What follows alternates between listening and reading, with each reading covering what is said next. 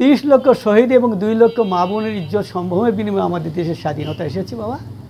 এই দেশকে আমাদের মনে প্রাণে ভালোবাসতে হবে, দেশের মানুষকে ভালোবাসতে হবে, ভালো কাজগুলি করতে হবে, মন্দ কাজ থেকে দূরে থাকতে হবে।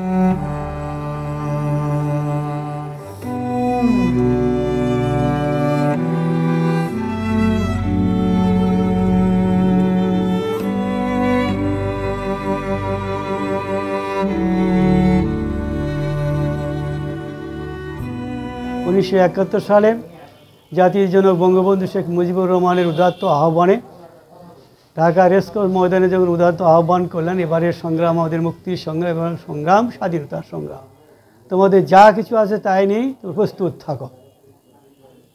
মনে রাখবে, রক্ত যখন দিয়েছি দেশের মানুষকে মুক্ত করে ছাড়বো ইনশাআল্লাহ। এই আহ্বানে আমরা উজ্জীবিত হয়ে মহান স্বাধীনতা যুদ্ধে ঝাঁপিয়ে পড়ি। বাবা মার স্নেহ মমতা ত্যাগ করে আমরা 1971 সালে আমরা সম্ভবত জুলাই মাসে আমরা প্রায় 55 জন আক্কেলপুর উপজেলার মধ্যে থেকে আমরা ভারতের পক্ষে রওনা দিই এবং সারা রাত আমরা এই সীমান্ত অতিক্রম করে ভারতে পৌঁছে যাই সকালবেলা ভোর 5টার দিকে। ওখান থেকে আমাদের কুরমাইল ক্যাম্পে রিক্রুট করা হয়।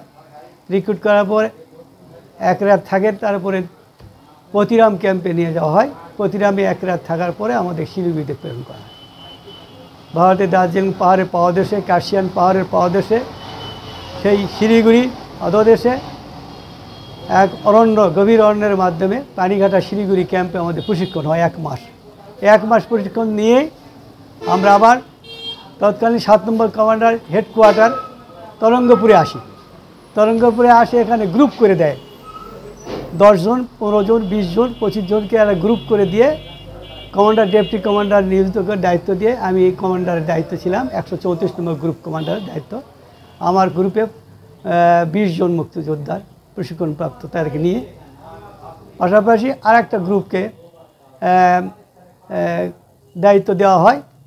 ওই গ্রুপ এবং আমার গ্রুপ দুটো করে আবার স্কট করা হয়। 18 নম্বর স্কটে আমি কমান্ডার এবং ডেপুটি কমান্ডার ওই কমান্ডার আফজাল হোসেন। এই নিয়ে আমরা বাংলাদেশে আবার এই দুর্গম পথ পেরিয়ে রাতের অন্ধকারে আবার এই অস্ত্রপাতি গোলা বারুদ নিয়ে চলে আসি বাংলাদেশের অভ্যন্তরে। বাংলাদেশের অভ্যন্তরে আসার পরে আমরা ট্রেনিংয়ে গেছি ইত্যবসারেই। তার আগেই এখানে পাক বাহিনীরা এখানে আস্তানাগারে আক্কেলপুর সিনিয়র মাদ্রাসার মূল ক্যাম্প করে, তারপর কয়েকটা সাব ক্যাম্প করে।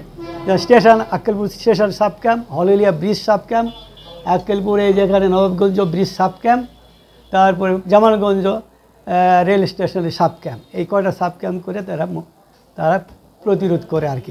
চোকাতে ভাত রান্না করার জন্য দিয়েছে, রাজাকার আসলো, খানসেনা আসলো, ওরা ভাত ওই রান্না করার অবস্থায় চুলার রাখেই পলায়ন করেছে, এদিকে এদিকে ছুটাছুটি করে আত্মগোপন করার চেষ্টা করছে। এমত অবস্থায় ভাতের পাতিল হয়তো ভাত পুড়ে গেছে, ছাই হয়, আবার হয়তো না খেয়ে সারা রাত তাদের কাঠে চলে গেছে। এরকমভাবে নানা কষ্ট। হ্যাঁ, তাহলে তো ওই এপ্রিল, মে,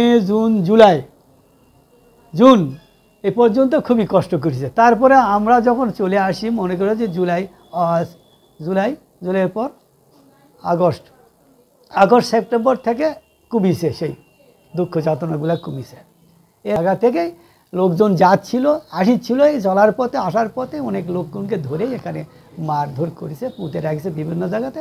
প্রায় মনে করে যে 4-5 হাজার লোক এই আক্কেলপুরে খানসানাদের হাতে গুলিবিদ্ধ হয়ে মৃত্যুর কোলে ঢলে পড়েছে। কিন্তু আমরা অনেক চেষ্টা করেছি, কিন্তু মেয়েগুলা পরবর্তীতে ওই পরিবার শুদ্ধ মুখ খুলতে সাহস করেনি। কী জন্য? মান সম্মানের ভয়ে। 30 লক্ষ শহীদ এবং 2 লক্ষ মা বোনের ইজ্জত সম্ভ্রমের বিনিময়ে আমাদের দেশের স্বাধীনতা এসেছে বাবা। এই দেশকে আমাদের মনে প্রাণে ভালোবাসতে হবে, দেশের মানুষকে ভালোবাসতে হবে, ভালো কাজগুলি করতে হবে, মন্দ কাজ থেকে দূরে থাকতে হবে। এটাই আমাদের।